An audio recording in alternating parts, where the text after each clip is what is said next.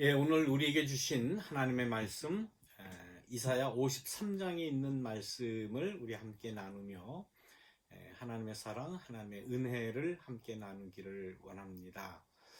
오늘 이 이사야 53장은 구약 성서 예언서 중에 나오는 대표적인 앞으로 장차 오실 그 예수님에 대한 그러한 예언의 말씀 가운데 가장 대표적인 그러한 말씀이다라고 생각을 합니다. 이 성경 말씀에는 제목이 붙어 있습니다. 그 제목은 고난받는 종이라고 하는 그러한 그 제목이 붙어 있습니다. 고난받는 종, 그 표현이 잘못된 것이거나 생소한 그러한 표현은 아닙니다. 그러나 저는 오늘 이 말씀의 제목을 고난받는 초월자라고 부르고 싶습니다. 그 이유는 이 이사야 53장에 있는 말씀은 대표적으로 앞으로 오실 예수님, 앞으로 오실 구원자, 또 메시아에 대한 예언의 말씀 가운데 하나인데, 그 우리를 구원하실 그러한 그 분을 어떤 모습으로 우리에게 소개하고 있습니까? 우린 너무나도 잘 압니다. 예. 그는 주 앞에서 자라나기를 연한 순 같고 마른 땅에서 나온 뿌리 같아서 고운 모양도 없고 풍채도 없은즉 우리 보기에 흠모할 만한 아름다운 것이 없도다. 그렇게 이야기를 합니다. 어디를 봐도 흠모할 만한 것이 없고 어디를 봐도 보암직한 것이 아무것도 없다. 그렇게 이야기합니다. 그리고는 모든 사람으로부터 멸시를 당하고 모든 사람으로부터 실어버린 바 되었다. 그렇게 이야기를 합니다. 우리가 누구를 만나든지 누구를 대하든지 나름대로의 그러한 그 매력이 있는 사람을 누구나 다 좋아합니다.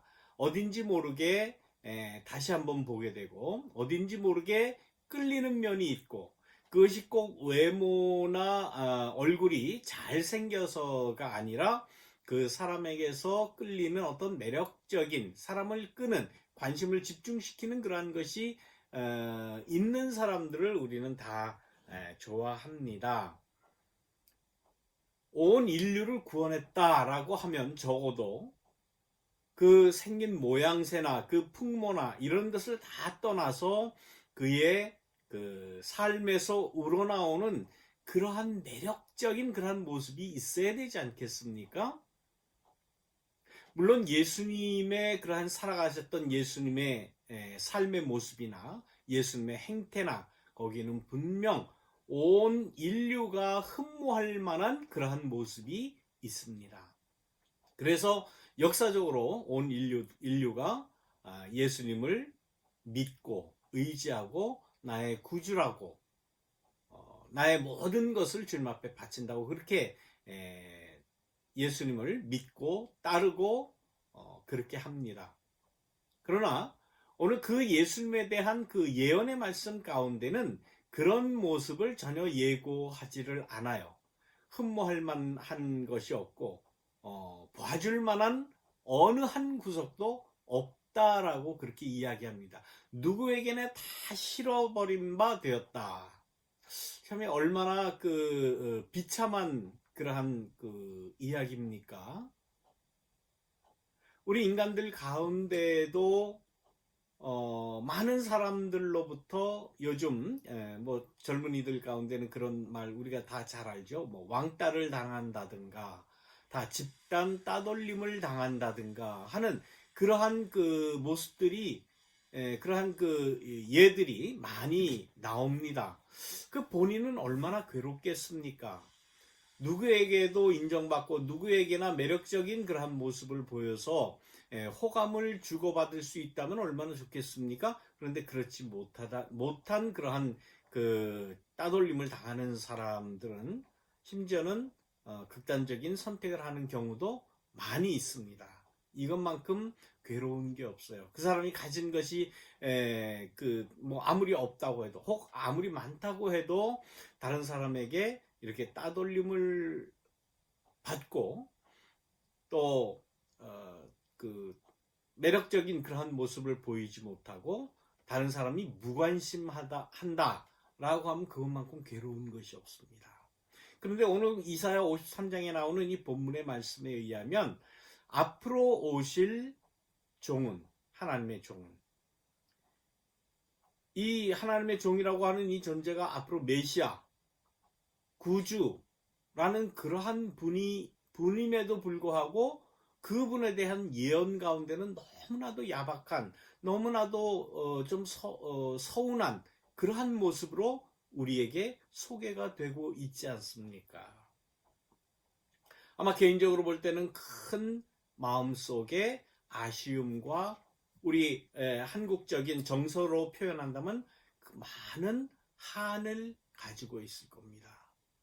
그리고 그 마음속에는 늘 마음에 그늘이 져 있을 겁니다. 늘 우울하고 늘 불쾌하고 뭔가 이루어지지 않는 원하지 않는 그러한 상태였을 겁니다. 그런 모습이 어떻게 고난받는 종으로서 우리를 구원할 수 있을까? 우리는 마음속에 의문을 갖지 않을 수가 없습니다. 그 모양은 마치 온 세상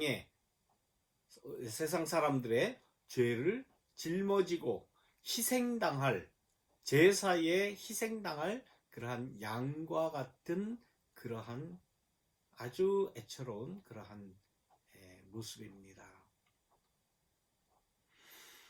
혹 우리의 삶의 모습이 그런 모습을 지니지 않았습니까? 여러분들, 우리 인간 모두가 다 그렇지만 누구에게나 다 호감을 갖고 누구에게나 다 이렇게 매력적인 그러한 모습을 가지기를 원합니다. 코로나 바이러스 이 칩거로 인해서 집에 있는, 집에만 있죠. 다른 곳에 나가는 일은 극히 드뭅니다. 집에만 있으니까 이제 컴퓨터를 많이 보게 되고, 물론 책도 읽고 음악도 듣고 하지만은 요즘에 영화도 많이 보게 됩니다.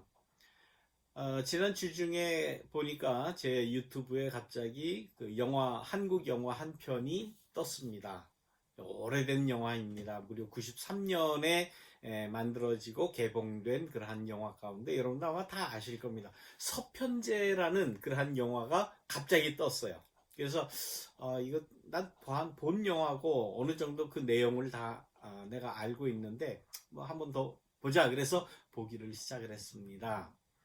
아주 순박하고 정말 그 영화적으로도 아주 칭찬할 만한 그러한 영화입니다. 그 영화 얘기를 잠깐만 소개할까요?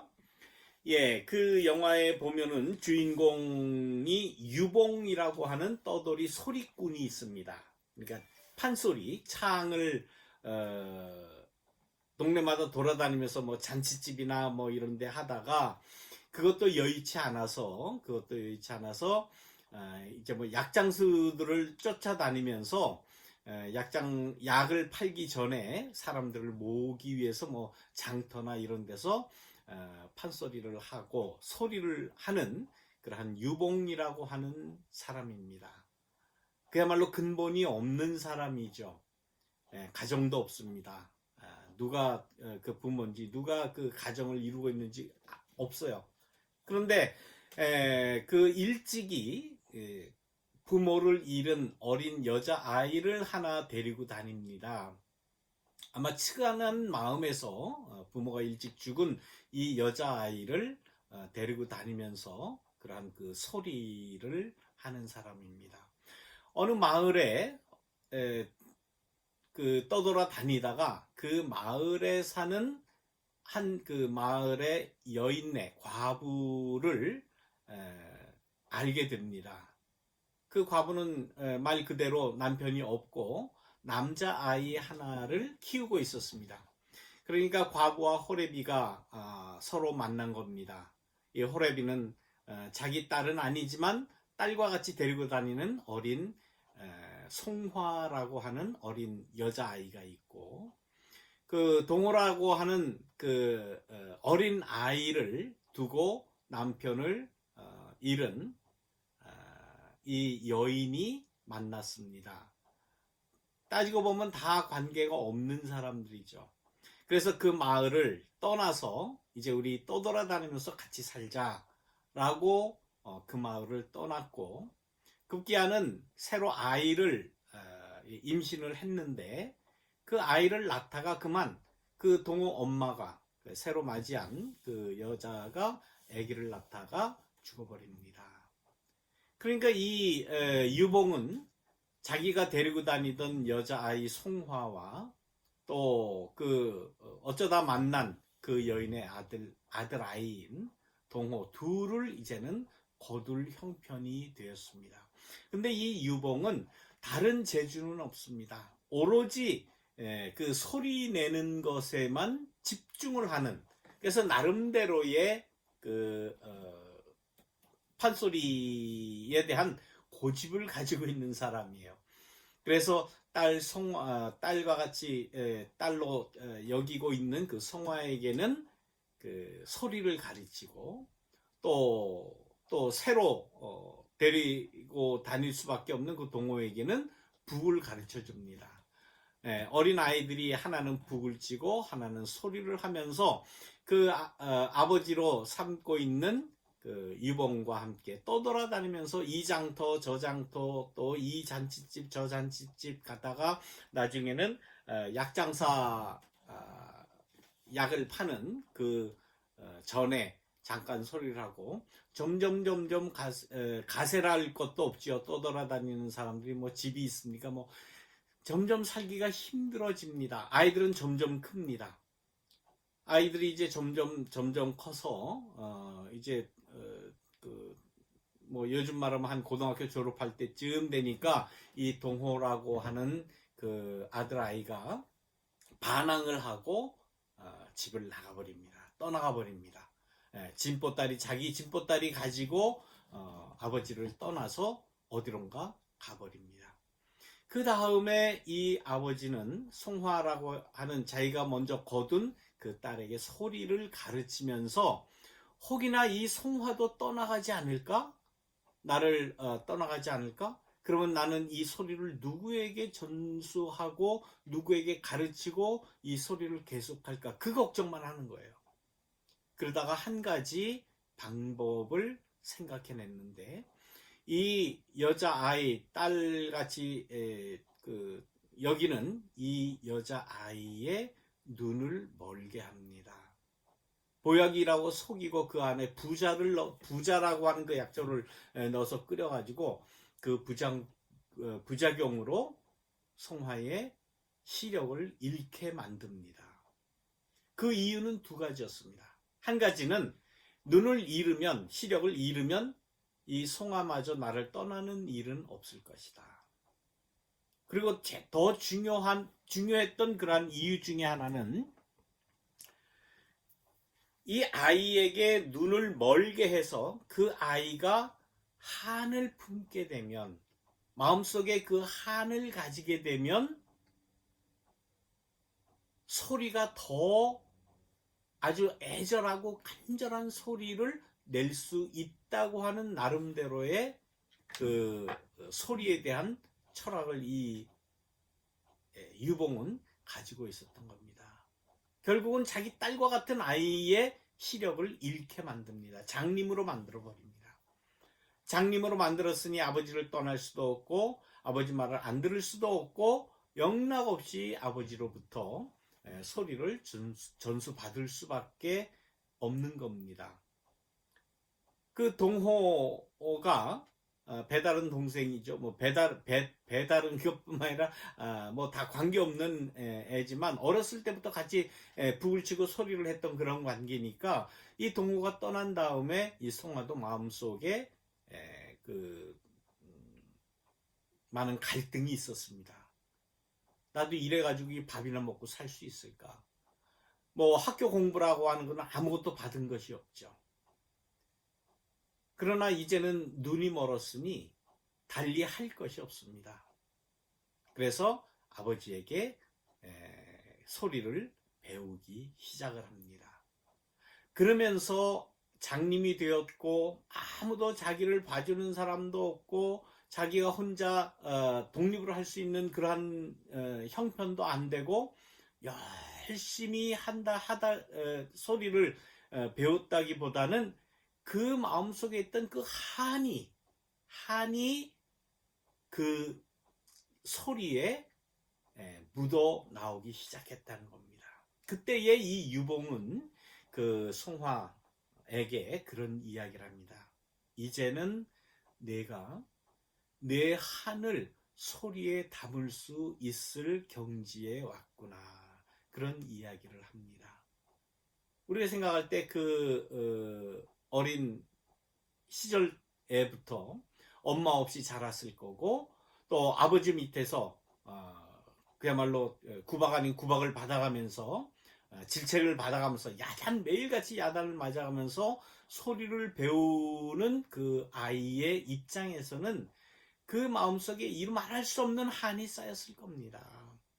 왜 안 그렇겠습니까? 그 어리고 꽃다운 젊은 나이에 아무것도 보이지도 않고 그냥 제대로 잘 살지도 못하고 먹지도 못하고 소리만 해대야 되니 그 한이라는 것이 사무칠 대로 사무쳤는데 의외로 그 마음속에 쌓인 그 한을 자기의 그 소리로 승화시킬 수 있는 그 판소리에 자기의 한이 묻어나는 때가 되었다라는 겁니다.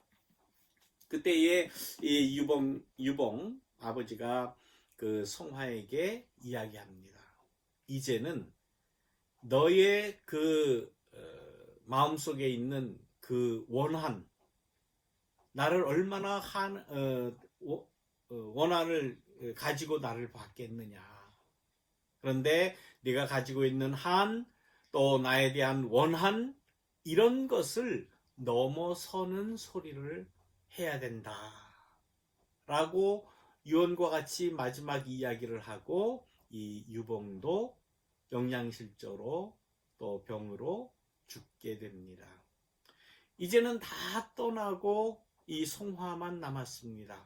앞을 보지 못하기 때문에 그저 이 주막 저 주막을 떠돌아다니면서 밥이나 얻어먹고 주막에 술을 마시러 온 이를테면 동네 한량들이나 동네 사람들의 그 놀이객감이 되는 겁니다. 그러면서 거기 그 돌아다니는 자기 그저 잠자리나 얻어 자고 또 밥이나 먹을 수 있는 그러한 그 주막을 떠돌아다니면서 소리를 하는데 그 소리가 많은 사람들에게 알려지게 됩니다. 반면 어린 시절, 청년 시절에 그 아버지를 떠났던 그 동호는 약재를 전국에서 약재를 구해가지고 약재상에게 파는 그 약재상 그 중간 상인 정도가 됩니다. 그래서 전국을 떠돌아다니면서 약을 구해가지고 약재상한테 파는 역할을 하기 때문에 전국을 떠돌아다닙니다. 그러면서 그 옛날 어린 시절 같이 자기가 북을 치고 소리를 하던 그 누나 송화를 찾기 위해서 그냥 무진해를 쓰고 가는 데마다 물어봅니다. 어디에서 들었는지 나중에 장님이 되었다는 소리는 들었고 돌아다니면서 장님하는 여자 소리꾼이 있는 곳이 어딘지 가는 곳마다 물어보다가 마침내 어느 정말 허름한 그러한 주막에 가서 만나게 됩니다. 누나 송화는 눈이 멀었기 때문에 보지는 못하지만 이 동생은 알아봅니다. 그러나 이 둘은 이 두 남매는 서로 자기가 누구라고 서로 통성명을 하지 않고 자기가 북을 좀 잡을 수 있는데 소리를 한번 듣고 싶다. 소리를 하면은 내가 북을 잡고 북을 추임새를 맞춰주겠다. 그 얘기만 하고 판소리 춘향가 중에 그 애절한 그 소리를 합니다. 그러나 이 둘은 통성명을 안 했을지언정 그 북소리를 듣고 이게 오래전에 집을 나갔던 그 동생이 나를 찾아왔구나라는 것을 알면서 밤을 새서 새벽에까지 그 춘향가를 완창을 합니다. 그러면서 그 영화에서는 그 둘이 만나서 자기들이 가지고 있는 그 나름대로의 예술의 세계에 둘이 몰입하면서 그동안 쌓였던 한을 푸는 거예요. 몇십 년 동안 헤어졌던 그 한을 하룻밤 소리를 통해서 동생 동호는 북을 치고 취임새를 마치고 장님이 된 누나는 그 판소리 소리로 그 둘의 한을 풀어나가는 그러한 장면으로 영화는 끝납니다. 아쉽게도 끝내 이 둘은 통성명을 하지 않고 아침이 되어서 동생 동호는 아무 말 없이 그 주막을 떠나는 것이 영화의 끝입니다. 자, 이 영화를 보았는데 여러분들 한번 그 뭐 요즘 코로나 때문에 다들 댁에 계시니까 한번 보십시오. 유튜브에서 서편제 그러면 아주 그냥 깨끗한 화면으로 여러분들 보실 수가 있습니다. 한번 보시기를 바랍니다. 저는 그 영화를 보면서 인간이 가지고 있는 한이라고 하는 것 혹은 원한이라고 하는 것 어떻게 보면 그 둘은 그 아버지도 그렇고 또 애를 낳다 죽은 그 나중에 아버지랑 만났던 그 동호 엄마도 역시 마찬가지고 이 송화도 눈이 장님이 된 이 송화도 마찬가지고 또 북을 치는 이 동호도 역시 마찬가지입니다. 정말 그 아무것도 보잘것없는 사람들이에요. 누구 하나 그의 삶을 잘났다고 하지 않아요. 누구 하나 흠모하는 그러한 삶들이 아니에요.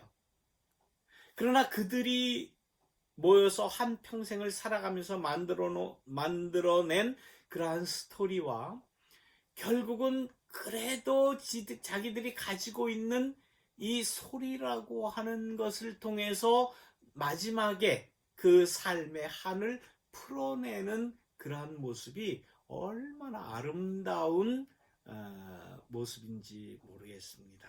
나름대로 정말 굉장히 잘 만든 그러한 그 스토리고 잘 만든 그러한 영화다라고 생각을 합니다.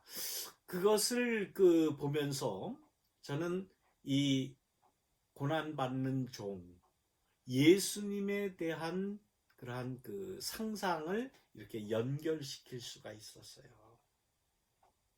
우리는 생각할 때 예수님 그러면 메시아, 예수님 그러면은 우리의 구원자, 우리의 주님 뭐 최극상으로 올려서 존경을 하고 또 그 예수님에 대한 우리가 생각을 하고 추앙하고 신앙하고 믿고 거기에 우리의 생명과 우리의 영혼을 다 걸어놓고 사는 신앙하는 그러한 존재이기 때문에 굉장히 높은 것 같지요.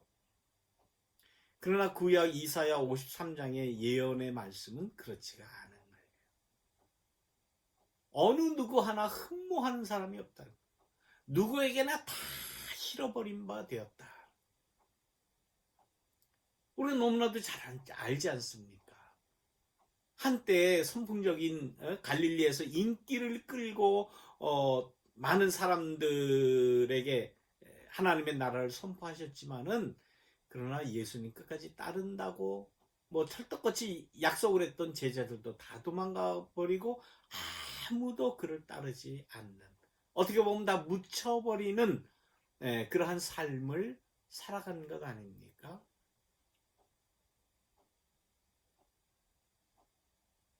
그러나 구약 그 이사야 53장에서의 말씀은 그렇게 이야기합니다.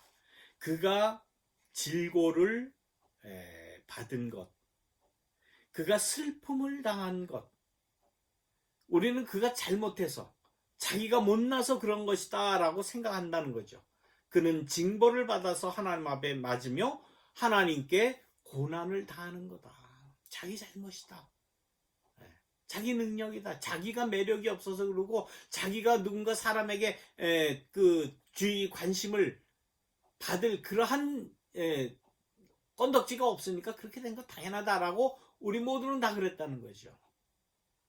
그러나 구약 이 예언자는 그 53장 그 뒤에 있는 말씀에 보면 5절 말씀부터 그런 고백을 합니다. 그런 예언을 합니다.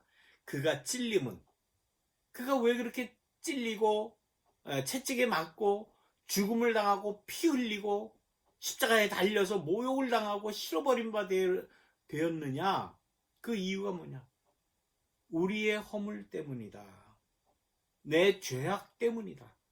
결국은 나 때문이다라는 그러한 예언과 고백을 하게 되었다는 겁니다. 이것이 우리의 신앙 고백의 아주 기초 아닙니까? 기초.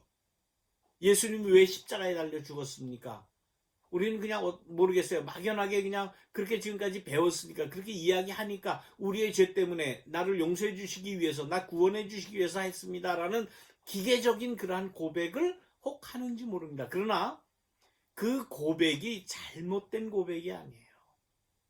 오늘 이사야 53장에 나와 있는 이사야 예언자의 이 예언의 말씀이 정말 우리의 영혼에는 나와 예수님과 나와 그 주님과 나와 메시아와의 그러한 관계 연결의 가장 중요한 그러한 단서를 우리에게 제공하고 그의 예언이 나의 신앙 고백이 되는 것 아니겠습니까?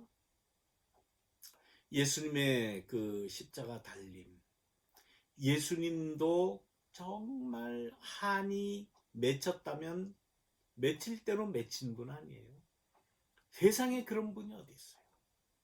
세상에 태어날 때 말 밥통에서 태어나는 그 먼지와 그 말 오줌 똥 냄새와 짐승 냄새와 그런 데서 태어나는 사람이 어디 있겠습니까? 세상에.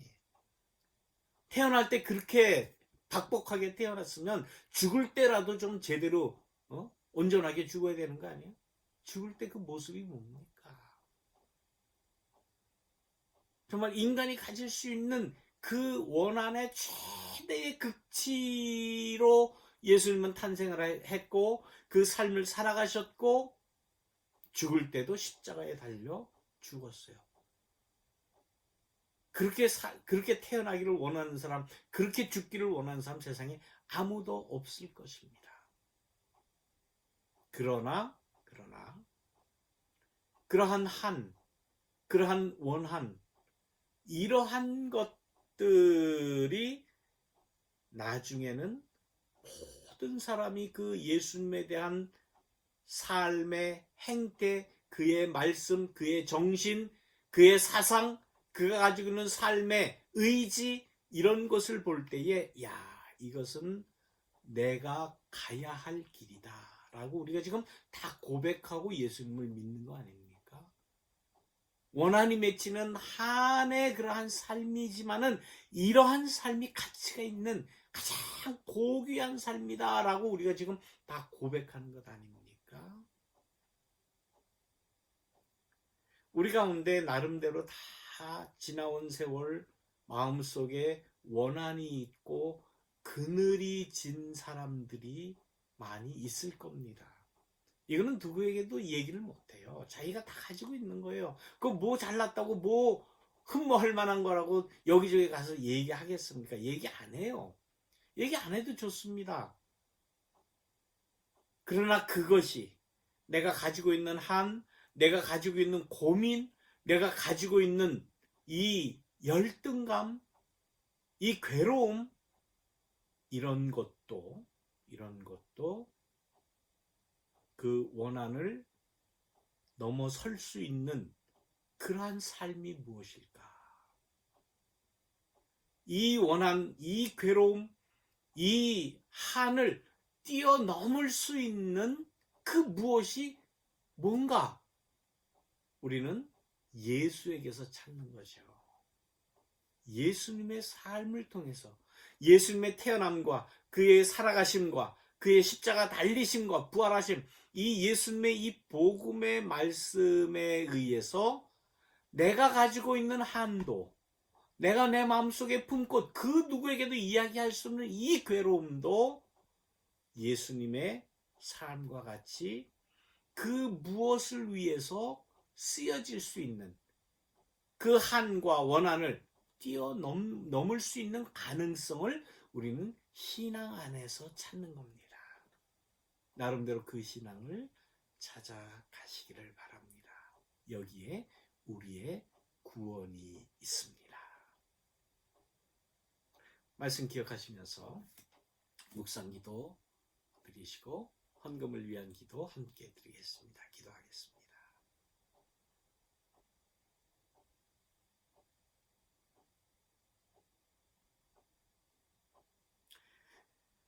사랑이 많으신 하나님 감사합니다. 우리들의 삶 속에서, 우리들의 생각 속에서, 우리의 존재 가운데 우리는 많은 아쉬움을 가지고 있으며 많은 한을 품고 있으며 원한을 또 사람들에게 나타낼 때도 있습니다. 우리의 한이 아무리 큰들 예수님만 하겠습니까? 우리의 원한이 아무리 큰들 이사야 예언자의 그 예언의 말씀에 나오는 고난받는 종의 모습과 비견할 수 있겠습니까? 고난받는 종이라고 하지만 이 시간 다시금 생각할 때에 예수님은 고난받는 초월자였습니다. 그 삶의 형편을 뛰어넘고 자기의 한을 뛰어넘고 자기의 원한을 뛰어넘어서 마침내 나의 구원의 주가 되셨다고 하는 사실 우리가 깊이 기억하면서 우리의 원한도 우리의 고난도 우리의 힘듦도 그 어떤 큰 가치를 위해서 쓰여질 수 있다고 하는 예수님과 같은 소망을 갖게 하옵소서. 이 시간 주님 앞에 우리의 예배를 드리며 기도를 드리며 또한 귀한 예물을 주님 앞에 드립니다. 주님 받아주시어서 우리의 그 많은 원한들, 우리의 한들 주님께서 다 어루만져 주시고 품어주시고 다 풀어주실 줄 믿습니다. 바친 손길 위에 가정 위에 주님께서 축복하여 주옵소서. 예수님의 이름으로 기도드리옵나이다. 아멘.